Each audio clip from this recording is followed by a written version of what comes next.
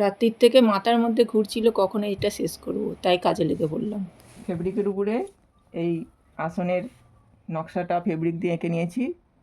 তৈরি হচ্ছে একটা অন্নপ্রাশনের জন্য আসন। ফেব্রিক দিয়ে নকশাটা এঁকে নিয়েছি। এবার আসনটা রেডি করব।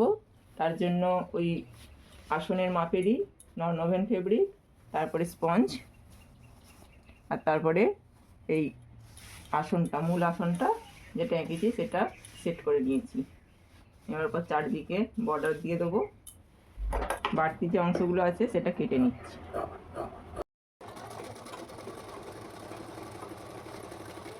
নন ওভেনের দিকে ফেব্রিকের যেটা দিয়ে বর্ডার দিচ্ছি, সোজা সাইডটা উল্টো দিকে রেখে সেলাইটা দিয়ে নিচ্ছি। চারদিকেই করে নেব।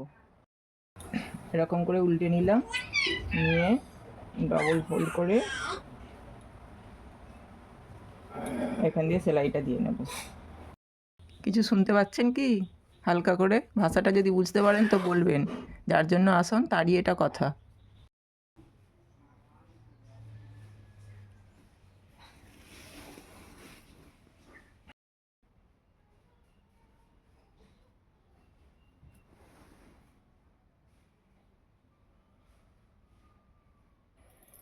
এই আমাদের পুটকুসোনা সেজ জেঠুর কোলে চেপে একটু ঘুরে এলো।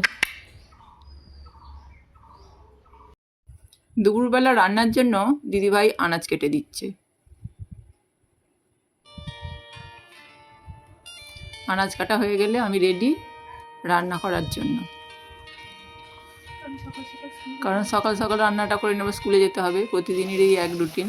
দিদিভাই আনাজ কেটে দেয় আর আমি রান্নাটা চাপিয়ে ফেলি।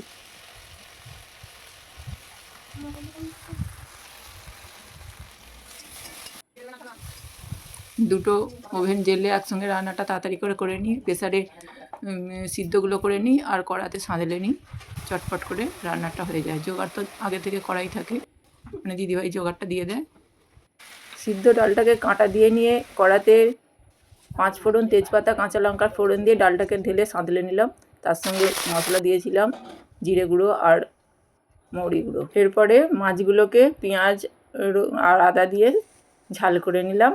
নিয়েই চলে এলাম পুটকুসোনাকে একবার নেওয়ার জন্য। তুলতে হলো বেলা, ভাত খাবি আর জামাই শালা, ভাতে পড়লো মাছি, কোদাল দিয়ে চাকছি, কোদাল হলো ভোতা, হাক্কা মারে মাথা।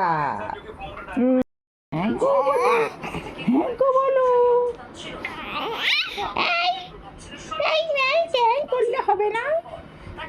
আড়া ঘোড়া শিমুল তোলো, শিম তুলতে, হ্যাঁ গো ঘোড়া থেকে নেমে পড়লো।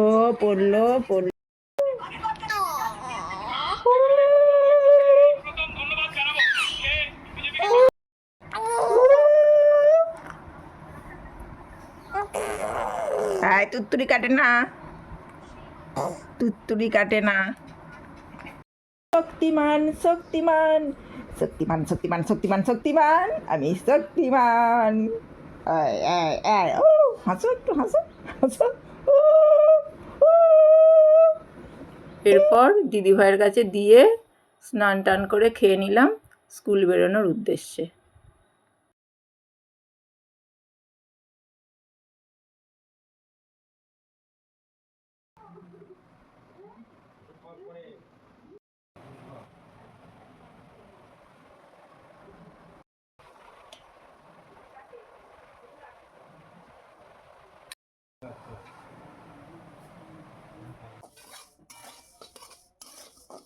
স্কুল থেকে ফিরে এসে মনটা কেমন ঠান্ডা ঠান্ডা খাওয়ার ইচ্ছা হচ্ছিল।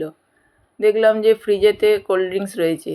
শুধু কোল্ড ড্রিঙ্কসটা খাবো, তার জন্য একটু মশলা দিয়ে একটু চাট করে খাবার ইচ্ছা হলো। ও বাবা, দেখি যা মশলা নেই, তাই জন্য আবার মশলা ভাজতে বসলাম। জিরেগুলোকে প্রথমে ভেজে নিলাম।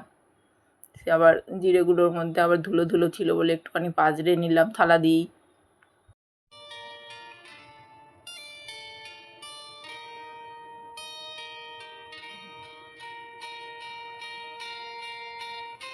গরম জিরে, তাই আবার মিক্সিতে গুঁড়োনো করা যাবে না, সেই জন্য কোল্ড ড্রিঙ্কসটা বের করে নিলাম। দিয়ে একটু ঠান্ডা করতে, মানে ঠান্ডাটা কাটাতে দিলাম।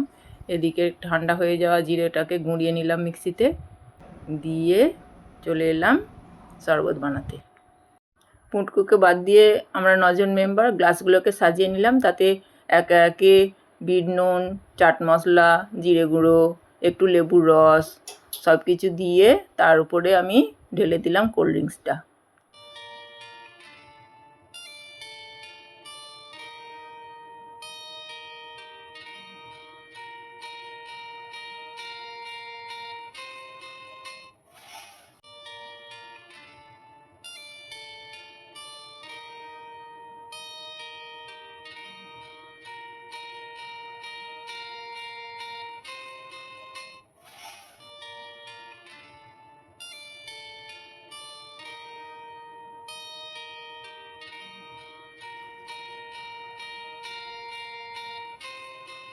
মুড থাকলে আপনারাও একবার এভাবে খেয়ে দেখতে পারেন।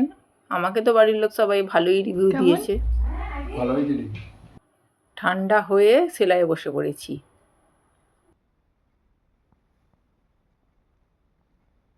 সিকোয়েন্সের উপরে এই কুর্তিটা বানিয়েছি। এটা হচ্ছে পিছন সাইড, গোল গলা।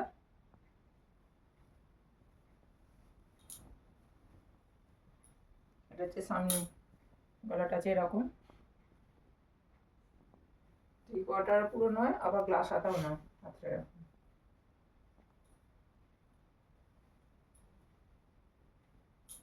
কালারটা কিরকম হয়েছে আর এইটা কিরকম হয়েছে জানালে ভালো হয়।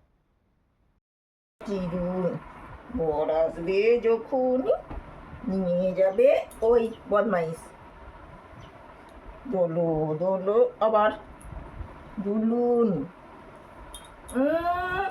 ছবি উঠছে, ছবি উঠছে, মুখে দোল দাও। দোলো দোলো দুলুনি।